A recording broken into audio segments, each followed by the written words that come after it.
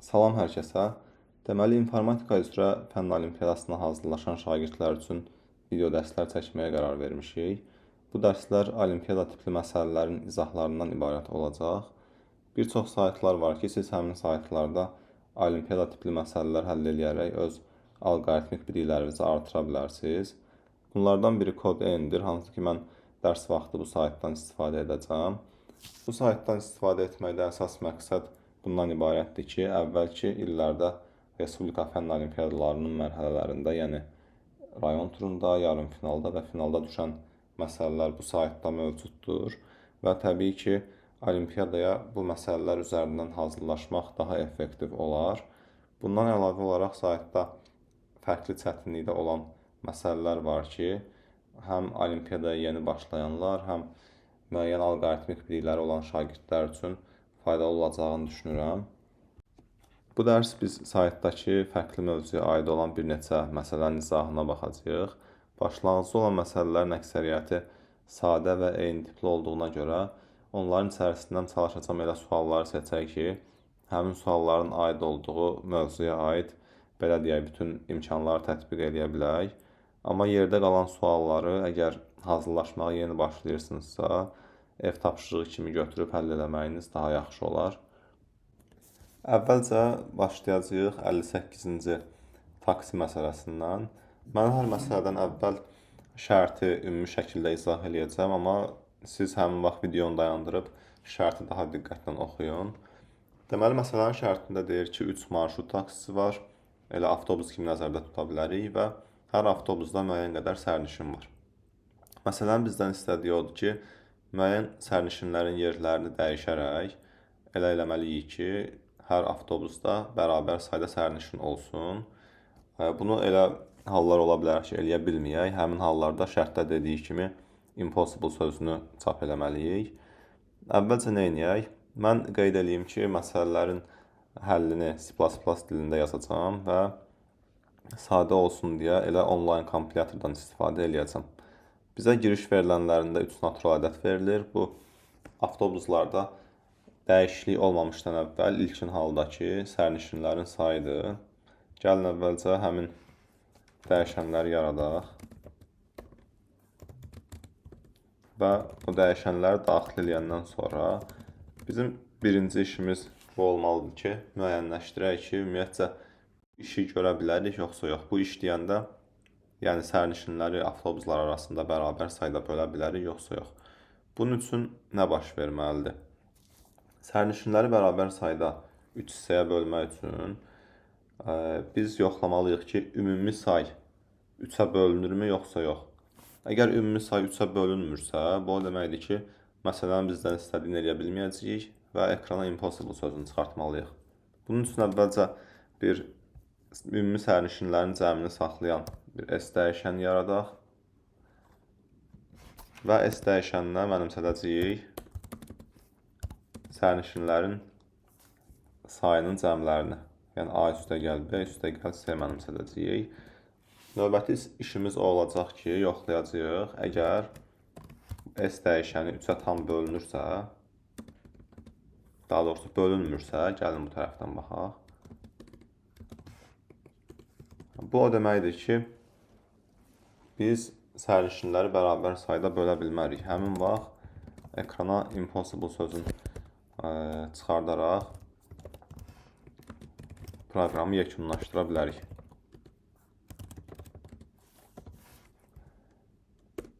Əgər sərnişinlərin sayı 3-ə bölünürsə, indi baxaq ki, həmin sərnişinlərin yerini necə dəyişməliyik ki, biz bütün avtobuslar arasında sərnişinləri bərabər sayda bölə bilək. Burada məsələni iki cür həll eləmək olar. Ya hər hansı avtobusdan və ya avtobuslardan düşən sərnişinlərin sayına görə cavabı tapa bilərik, ya da hər hansı avtobusa minən sərnişinlərin sayına görə cavabı tapa bilərik. Nə demək istəyirəm? Elə fikirləşək ki, bizdə avtobuslarda olan sərnişinlərin sayı 6, 2 və 7-dir. Biz buradan görürük ki, ümumi şəkildə bizdə 15 sərnişin var və hər avtobusda 15-i 3 bərabər hissəyə bölsək, hər avtobusda 5 sərnişin olmalıdır. Yəni, birinci avtobusdan 1 sərnişin və üçüncü avtobusdan 2 sərnişin düşüb ikinci avtobusa minsə, burada artıq bütün avtobuslarda bərabər sayda sərnişin olacaq. Yəni düşən sərnişinlərin sayı biri birinci avtobusdan, ikisi üçüncü avtobusdan düşdüyünə görə 3 sərnişin düşdü. Və o düşən sərnişinlər elə ikinci avtobusa minəcəklər, amma onlar eyni sərnişin olduğuna görə biz burada iki dəfə saymayacağıq həmin sərnişinləri. Bu cəhətdən deyirəm ki, ya düşən sərnişinlərin sayına görə cavabı tapaq, ya da minən sərnişinlərin sayına görə cavabı tapaq. Elə gəlin birinci üsulla gedək. Yəni neçə sərnişin düşdüsə, o bizim cavabımız olacaq. Yaxşı, biz necə müəyyənləşdirək ki, neçə sərnişin düşməlidir? Bunun üçün avtobuslarda hal-hazırda olan sərnişinlərin sayı var. Onlar bizə inputda verilib A, B və C dəyişənlərindədir. Bir də say dəyişəndən sonra hər avtobusda neçə sərnişin olmalıdır? Bu təbii ki, ümumi bizdə S sərnişin varsa, S böl 3 qədər sərnişin olmalıdır hər avtobusda. Gəlin bunu da saxlayaq başqa bir K dəyişənində. Burada K bərabər olmalıdır S böl 3-ə. İndi isə baxaq ki, hansı avtobuslardan sərnişinlər düşməlidir. Təbii ki, hansı avtobuslardakı sərnişinlərin sayı K-dan çoxdursa, oradan müəyyən qədər sərnişin düşməlidir ki, sayı K-ya bərabər olsun. Bu ola bilər ki, bir avtobusdan da düşməli olan sərnişinlər olsun, ya iki avtobusdan da sərnişinlər düşməli olsun. Tutaq ki, elə indi dediyimiz кейsdə burada həm birinci avtobusdan, həm üçüncü avtobusdan sərnişinlər düşməlidir. Başqa bir keys yaza bilərik ki, birinci avtobusda 10, ikincidə 3, üçüncü avtobusda 2 sərnişin var. Burada görürük ki, yenə ümumi say 15-dir. Yəni hər avtobusda 5 sərnişin olmalıdır, amma düşməli olan sərnişinlər ancaq birinci avtobusdadırlar. Bu hər iki halı nəzərə alsaq, biz yoxlamalıyıq ki, hansı avtobuslarda sərnişinlərin sayı K-dan çoxdursa və bunun əsasında müəyyənləşdirək ki, neçə sərnişin düşməlidir. Bunun üçün biz məcburuq ki, bütün avtobuslardakı sərnişinlərin sayını K-la müqayisə edək. Yəni birinci avtobusdakı say əgər K-dan çoxdursa, bu o deməkdir ki, birinci avtobusdan müəyyən qədər sərnişin düşməlidir. Bəs nə qədər sərnişin? Gəlin onu da bir result dəyişənində saxlayacağıq. Resultun ilkin qiymətini 0 verək. Və bilirik ki, əgər hal-hazırda birinci avtobusda A sayda sərnişin varsa və həmin sərnişinlər düşərək ümumi sərnişinlərin sayı birinci avtobusdakı sərnişinlərin sayı K olmalıdırsa, buradan A çıx K qədər sərnişin düşməlidir. Deməli, rezulta əlavə eləyəcəyik A çıx K-nı. Bu birinci avtobusdan düşməli olan sərnişinlərin sayıdır. İndi biz bilmirik, bəlkə ikinci avtobusdan da düşməli olan sərnişinlər var. Bunun üçün biz eyni işi ikinci avtobus üçün də görməliyik. Əgər ikinci avtobusdakı sərnişinlərin sayı K-dan böyükdürsə, onda müəyyən qədər sərnişini ikinci avtobusdan da düşürdək. Burada da əgər düşürdəcəksə müəyyən qədər sərnişin, həmin sərnişinlərin sayı B çıx K olacaq. Eyni məntiqlə üçüncü avtobusu da yoxlayırıq.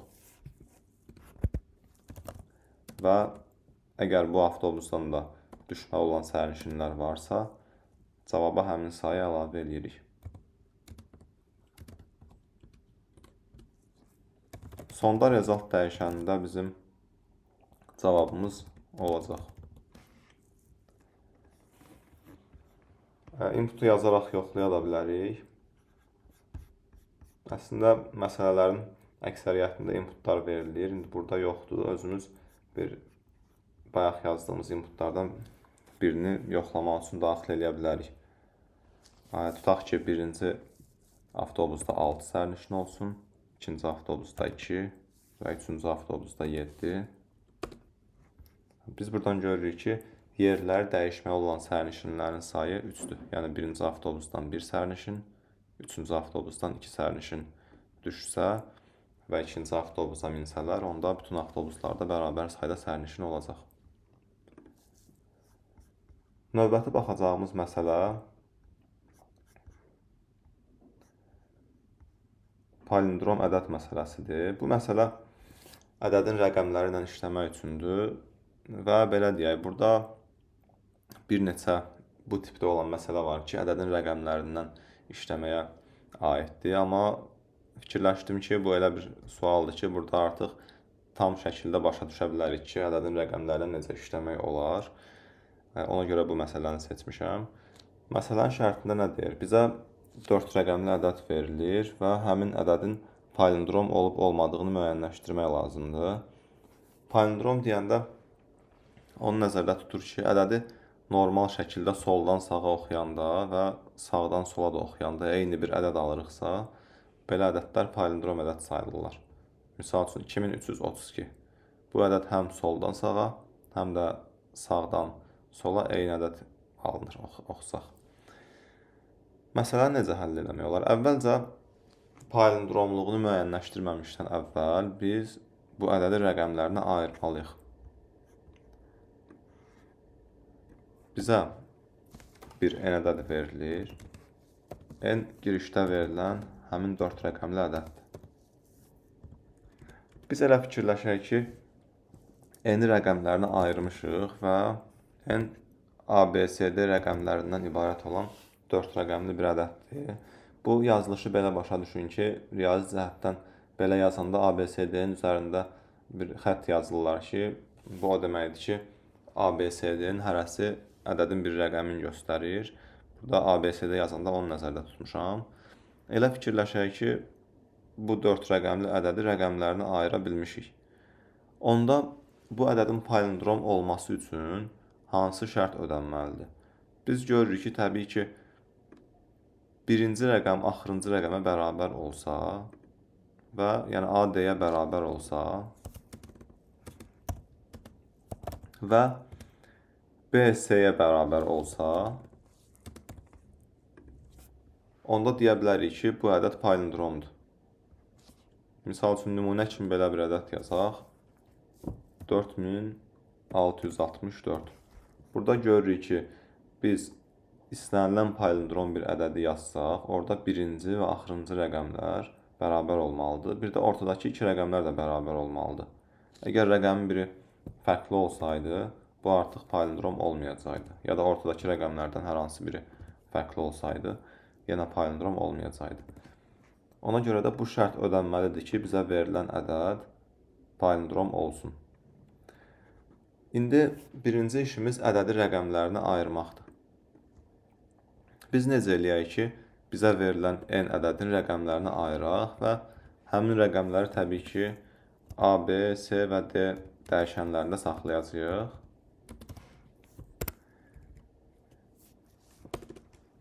Deməli, bu rəqəmləri necə müəyyənləşdirək? Ümumiyyətcə, belə bir ədədə baxsaq, fərqi yoxdur. Ədəd 4 rəqəmlidir, 3 rəqəmlidir.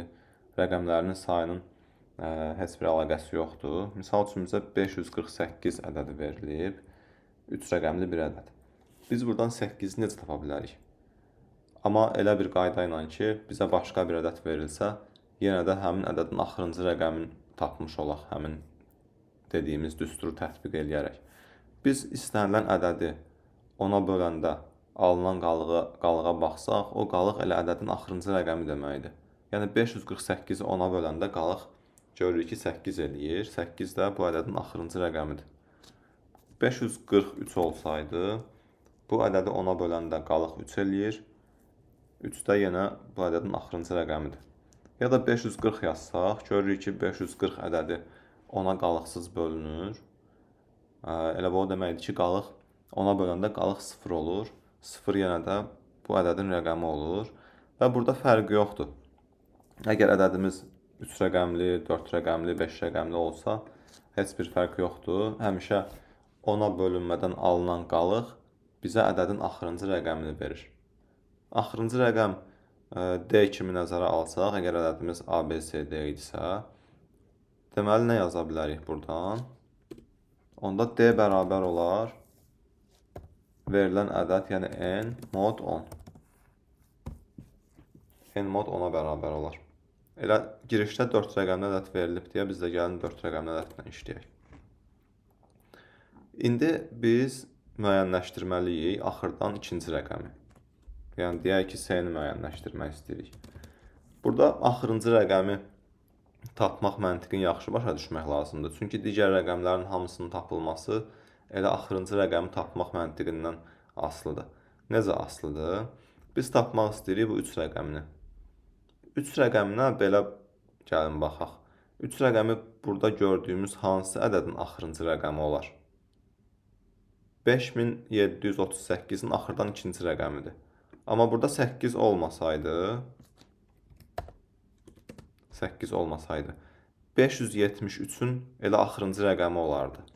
Deməli, biz 5738-dən 8-i silə bilsək, onda yerdə 573 qalacaq və 573-ə eyni məntiqi tətbiq eləyərək 3 tapa bilərik oradan. 8-i necə silə bilərik? Bu dəyişənlər tam ədədlər olduğuna görə biz bu dəyişənləri 10-a böləndə ancaq cavabın tam hissəsi götürüləcək. Yəni biz istənilən tam tipli bir dəyişəni ədədi 10-a bölsək, əgər onun saxlandığı dəyişən integer tipindədirsə, onda elə bir rəqəm silinəcək, ən sağdakı rəqəm silinəcək deməkdir. Yəni biz bu ədədi 10-a bölsək, cavab 573 eləyəcək. Və 573-ə yenə n mod 10 məntiqini tətbiq eləyərək oradan biz 3 tapa bilərik. Dediyimizi düstur kimi yazsaq, əvvəlcə n-i 10-a bölürük ki, bu 8-in silinməsi üçün, yəni yerdə 573 qalması üçün və yerdə 573 qalandan sonra həmin ədədə mod 10-u tətbiq eləyərək biz 3 tapmış olacağıq. Eyni məntiqlə biz ikinci rəqəmi də tapa bilərik. Yəni, ikinci rəqəm 7-dir. Artıq 7-ni tapmaq üçün biz verilən ədəddən 2 rəqəm silsək, yerdə 57 qalacaq və 57-yə mod 10 tətbiq eləyərək 7-ni tapa bilərik. Onda B bərabər olar n böl 100. 2 rəqəm silmək üçün artıq 100-ə bölürük. Mod 10. Birinci rəqəm isə görürük ki, elə 3 rəqəmi silsək, yerdə birinci rəqəm qalacaq. 3 rəqəmin silinməsi 1000-ə bölünmə deməkdir. Buradan da yazmaq olar ki, A bərabər olur n böl 1000.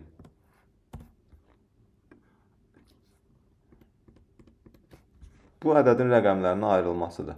Bu məntiqi fərqi yoxdur. 3 rəqəmli ədəd verilsə, eyni məntiqlə, demirəm eyni düsturla, amma eyni məntiqlə 3 rəqəmli ədədin də rəqəmlərini tapa bilərsiniz. 5 rəqəmli, 6 rəqəmli ədədlər üçün tətbiq eləmək olar. İndi biz dedik ki, ədədi rəqəmlərini ayırandan sonra bayaq izah etdiyimiz A-nın D-yə bərabər olması və B-nin C-yə bərabər olması şərtləri ödənməlidir ki, biz deyək ki, ədəd palindromdur. Ona görə bu şərtlər əgər ödənirsə, ekrana yəqin ki, yes çıxartmalıyıq. Ödənmirsə, no çıxardacağıq.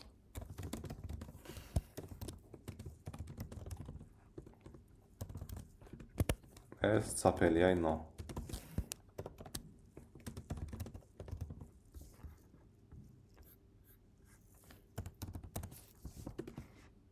Bu ədəd palindrom deyə ekranda yes görürük. Bu palindrom deyil deyə ekranda no görürük. Burada növbəti suallar var ki, onlar da rəqəmlərlə əlaqəlidir. Misal üçün 71-ci sual ümumi şəkildə izah eləyəcəm. Burada 3 rəqəmli natural ədəd verilir və bu ədədin Armstrong olub-olmadığını yoxlamaq lazımdır. Armstrong deyəndə nəyi nəzərdə tutur? Yəni, ədədin rəqəmlərinin 3-cü qüvvətlərinin cəmi ədədin özünə bərabərdirsə, belə ədədlər Armstrong ədədlərdir. Burada yenə eyni məntiq işləyəcək. Bayaq 4 rəqəmli ədədi rəqəmlərinə ayırmışdıq. İndi isə 3 rəqəmli ədədi rəqəmlərinə ayıracağıq eyni məntiqlə və o rəqəmlərin 3-cü qüvvətlərinin cəminin ədədin özünə bərabər olub-olmamasını yoxlamaq lazımdır. Ona uyğun olaraq cavabı çıxardacağıq. Növbəti məsələ rəqəmlərə bölünməkdir. Burada da bir şey qeyd eləmək istəyirəm. Bizə 4 rəqəmli natural ədəd verilir və bu ədədin bütün rəqəmlərinə bölünüb bölünmədiyini müəyyənləşdirmək lazımdır. Yəni biz müəyyənləşdirməliyik ki, verilən ədəd, yəni n, özünün bütün rəqəmlərinə həm A-ya, həm B-yə, həm C-yə, həm də D-yə bölünürmü? Bunu müəyyənləşdirmək lazımdır. Bunu təbii ki, şərt kimi yaza bilərik rəqəmlərini ayırandan sonra o hissəni yazmışıq artıq. Yoxlaya bilərik ki, verilən ədəd hansıdır? N. Yəni n A-ya bölünürmü? Başqa sözlə desək, n-i A-ya böləndə qalıq 0-a bərabərdirmi? Və B-yə bölünməlidir eyni məntiqlə. N-i böləndə B-yə qalıq 0-a bərabərdirmi? Və bu 4 şərtin 4-ü də həm C üçün, həm D üçün ödənməlidir. Amma burada bir məsələ var ki, dediyimiz kimi yazsaq kodu bizdə bəzi case'də runtime error verəcək. Bu ondan asılıdır ki, bizə verilən ədədin içərisində əgər 0 rəqəmi olarsa, 0-a bölünmə olmadığına görə biz ümumiyyətcə həmin əməliyyatın icra olunmasının qarşısını əvvəldən almalıyıq. Bunu necə eləyə bilərik? Əvvəldə yoxlaya bilərik ki, əgər rəqəmlərdən hər hansı biri 0-dırsa, onda elə birbaşa ekrana no çıxardıb proqramı yekunlaşdıra bilərik. Ayrı-ayrı yoxlamaqdansa ki, A, B, C və D-nin hər hansı biri 0-dır, birbaşa belə bir şey yaza bilərik. Əgər bu 4 ədəddən hər hansı biri 0 olsa, ən azı biri. Bu o deməkdir ki, elə o ədədlərin hasilləri də 0 olacaq. Yəni A vur B, vur C, vur D 0-a bərabərdirsə, bu o deməkdir ki, bu rəqəmlərin içərisində ən azı bir dənə 0 rəqəmi var. O halda ekrana no çıxardıb proqramı yekunlaşdıra bilərik. Əsas nəzərə alınmalı isə bu məsələdə bu dediyimiz şərtdir.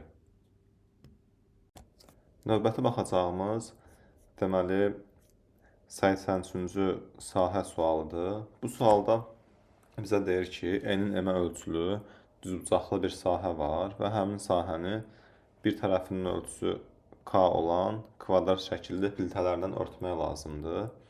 Əgər həmin sahəni bu piltələrlə örtsək, minimum sayda neçə piltə lazım olar?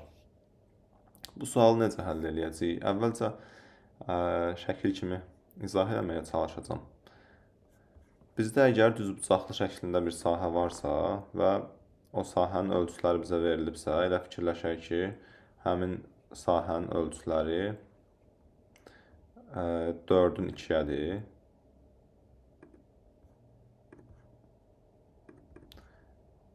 Və piltənin də ölçüləri elə 2-nin 2-yə olsun. Bu o haldır ki, biz əgər burada müəyyənləşdirsək ki, bu sahənin uzunluğu üzrə neçə piltə qoyulacaqsa və eni üzrə neçə piltə qoyulacaqsa, biz bunları bilsək, onda ümumi piltələrin sayını tapa bilərik. Həmin dediyim uzunluq üzrə olan sayı en üzrə olan saya vuraraq piltələrin sayını tapa bilərik. Yəni, gəlin o hissəni elə yazmağa çalışaq. Bizə girişdə nm, yəni həmin sahənin ölçüləri və bir piltənin ölçüsü verilir.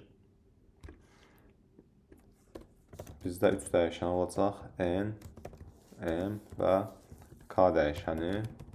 Bu dəyişənləri daxil eləyək. İndi 2 əlavə bir dəyişən götürəcəm. Bu dəyişənlər nəyə göstərəcək?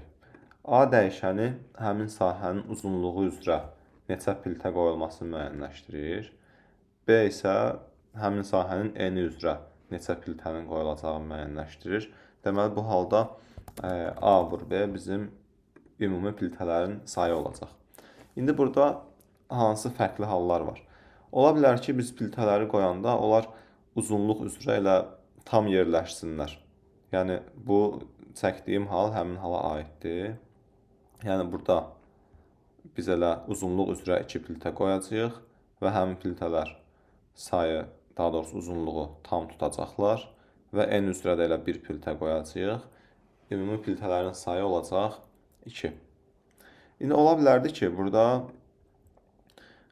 bizdə sahə 4-ün 2-yə yox, 5-in 2-yə olsaydı, elə gəlin əlavə olaraq həmin hissəni də çəkək.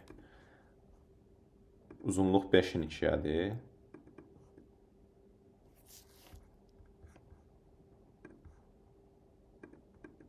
Bu halda nə baş verir? Biz birinci filtəni qoysaq, sahənin bu hissəsi örtülür. İkinci filtəni qoyanda bu sahədə örtülmüş olur. Yerdə bir filtədən daha az yerin tutacağı bir sahə boş qalır, amma biz burada məcburuq ki, bir filtədə yerləşdirək və sərhəddən kənara çıxmış olacaq. Buna məcburuq, çünki filtələri təbii ki, bölmək olmur. Yəni, belə bir sahədən çıxmış olacaq, amma bunu dediyim kimi eləməyə məcburuq. Bu hansı halda olur? Bu o halda olur ki, filtələri uzunluq üzrə yerləşdirəndə biz bir filtə artıq qoymalı oluruq, çünki uzunluq üzrə həmin filtələr uzunluğu tam tutmurlar. Və burada bu halda bir filtə artıq qoymalı oluruq. Onda biz deyə bilərik ki, bu o halda olur ki, yəni bu uzunluq filtənin ölçüsünə tam bölünməsin. Eyni hal n üzrə də ola bilər. Hal-hazırda biz n-i 2 çəkmişik deyə burada elə bir problem yaranmır. Amma n əgər 3 olsaydı, filtənin ölçüsü yenə də 2 olsaydı, biz n üzrə artıq bir filtə yox, ikinci bir filtəni də qoymalı olacaqdıq. Deməli, nə etmək olar? Biz müəyyənləşdirdiyimiz hallar nələrdir? Yəni, A, əgər uzunluq filtənin ölçüsünə tam bölünürsə, A uzunluq üzrə olan filtələrin sayıdır. Onda uzunluq üzrə qoyulmalı olan filtələrin sayı n böl k-dır. Bu o haldadır ki, n k-ya tam bölünür. B də eyni qayda ilə m böl k olacaq. Amma bu tam cavab deyil, dediyimiz kimi. Çünki ola bilər ki, filtələr uzunluğa tam yerləşməsin və müəyyən kiçik bir hissə boş qalsın. Bunun üçün əlavə olaraq bir filtədə qoymaq lazımdır. Bu halda biz nə edə bilərik? Burada n-in k-ya bölünməsini yuxarı yuvarlaqlaşdıra bilərik. Bu necə işləyəcək? M böl k bizə tam bir ədəd verəndə, tutaq ki, n-in qiyməti 6-dır və 6 böl filtənin də ölçüsü 2-dir. Bu uzunluq üzrə qoyulmalı olan filtələrin sayı olacaq 3. Bu halda bu düsturlar işləyəcək. Daha doğrusu n üzrə bilmirik, uzunluq üzrə olan düstur işləyəcək. Amma əgər belə olsaydı, n-in qiyməti 7 olsaydı və filtənin ölçüsü yenə də 2 olsaydı, 7 böl 2 bizə verəcəkdi 3,5. Yəni biz 3 filtə qoymalıyıq uzunluq üzrə. Bir də bir yarım filtə də belə deyək də qoymalıyıq, amma bunu eləyə bilmirik deyə məcburuq ki, biz artıq 4 filtədən istifadə eləyək uzunluq üzrə. Yəni bu ədədi biz yuxarı yuvarlaqlaşdırmalıyıq. Əgər burada bir kəsr hissə alınırsa, o kəsr hissəyə həmin o qalan boşluq hissə kimi baxa bilərik. Bunu həll eləməyin fərqli üsulları var. Misal üçün, yoxlaya bilərik ki, əgər n-k-ya qalıqla bölünürsə, onda a-nın qiymətini bir vahiddə artıraq sonradan. Və b-nin qiymətini müəyyənləşdirəndə, əgər m k-ya qalıqla bölünürsə, b-nin qiymətini də bir vahid artıraq. Ya da başqa bir üsul var ki, yuxarı yuvarlaqlaşdırmaq üçün hazır bir düstur var. Daha doğrusu funksiya var. O scale funksiyasıdır. N böl k tam ədəd olan zaman heç bir dəyişiklik olmayacaq. Əgər n böl k hər hansı bir kəsr ədəd olarsa, tutaq ki, 3,5 olarsa, scale funksiyası bizə 4 qaytaracaq. Yəni, həmin ədədin yuxarı yuvarlaqlaşdırılmış şəkildə qaytaracaq. Eyni qayda ilə b-nin qiymətini də yuxarı yuvarlaqlaşdırmalıyıq. Kəsr hissənin qarşısını almaq üçün, belə deyək. Qarşısını almaq yox, yəni kəsr hissə alınırsa, bir filtə artıq götürülməsi üçün. Bundan sonra biz artıq A-nı B-yə vuraraq ümumi filtələrin sayını tapa bilərik.